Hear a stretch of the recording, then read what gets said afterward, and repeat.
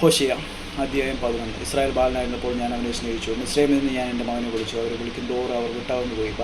ബിംബങ്ങൾക്ക് അവർ ബലി കഴിച്ചു, വിഗ്രഹങ്ങൾക്ക് ധൂപം കാട്ടി. ഞാൻ എഫ്രൈമിനെ നടപ്പാൻ ശീലിപ്പിച്ചു. ഞാൻ അവരെ എൻ്റെ ഭുജങ്ങളെ എടുത്തുവെങ്കിലും ഞാൻ അവരെ സൗഖ്യമാക്കി എന്ന് അവർ അറിഞ്ഞില്ല. മനുഷ്യഭാഷകൾ കൊണ്ട് സ്നേഹബന്ധങ്ങൾ കൊണ്ട് തന്നെ ഞാൻ അവരെ പിടിച്ചു. അവരുടെ താടിയിലെ മേലുള്ള മുഖം നീക്കിക്കളയുന്നവനെ പോലെ ഞാൻ അവർക്കായിരുന്നു. ഞാൻ അവർക്ക് തീനിട്ട് കൊടുത്തു. അവൻ മിസ്രൈം ദേശത്തേക്ക് മടങ്ങിപ്പോയില്ല. എന്നാൽ മടങ്ങി വരുവാൻ അവർക്ക് മനസ്സിലായതുകൊണ്ട് അശൂര്യൻ അവൻ്റെ രാജാവാകും. അവരുടെ ആലോചന നിമിത്തം വാൾ അവൻ്റെ പട്ടണങ്ങളിൽ മേൽ വീണു.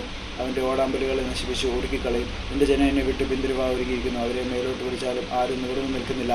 എഫ്രൈമേ, ഞാൻ നിന്നെ എങ്ങനെ വിട്ടുകൊടുക്കും? ഇസ്രായേലെ, ഞാൻ നിന്നെ എങ്ങനെ ഏൽപ്പിച്ചു കൊടുക്കും? ഞാൻ നിന്നെ എങ്ങനെ ആത്മയെപ്പോലെ ആക്കും? ഞാൻ നിന്നെ എങ്ങനെ സെബോയിമിനെ പോലെ ആക്കി തീർക്കും? എൻ്റെ ഹൃദയം എൻ്റെ ഉള്ളിൽ മറിഞ്ഞുകൊള്ളുന്നു. എൻ്റെ അയ്യോ ഭാവമൊക്കെയും ജ്വലിക്കുന്നു. എൻ്റെ ഉഗ്രകോപം ഞാൻ നടത്തുകയില്ല. ഞാൻ എഫ്രൈമിനെ വീണ്ടും നശിപ്പിക്കുകയുമില്ല. ഞാൻ മനുഷ്യനല്ല, ദൈവമത്രേ. നിൻ്റെ നടുവിൽ പരിശുദ്ധൻ തന്നെ. ഞാൻ ക്രോധത്തോടെ വരികയുമില്ല.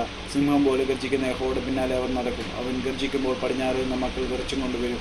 അവൻ മിസ്രൈമിൽ നിന്നൊരു പക്ഷിയെപ്പോലെയും അശൂർ ദേശത്തു നിന്നൊരു പ്രാവിനെപ്പോലെയും വിറച്ചും കൊണ്ടുവരും. ഞാൻ അവരെ അവരുടെ വീടുകളിൽ പാർപ്പിക്കുന്ന യഹോവയുടെ അരുളപ്പാട്. എഫ്രൈം കബറും കൊണ്ടും ഇസ്രായേൽ ഗൃഹം മഞ്ഞൾ കൊണ്ടും എന്നെ ചുറ്റിക്കൊള്ളുന്നു. യഹൂദയും ദൈവത്തോടും വിശ്വസ്തനായ പരിശുദ്ധനോടും ഇന്നും അസ്ഥിരത കാണിക്കുന്നു.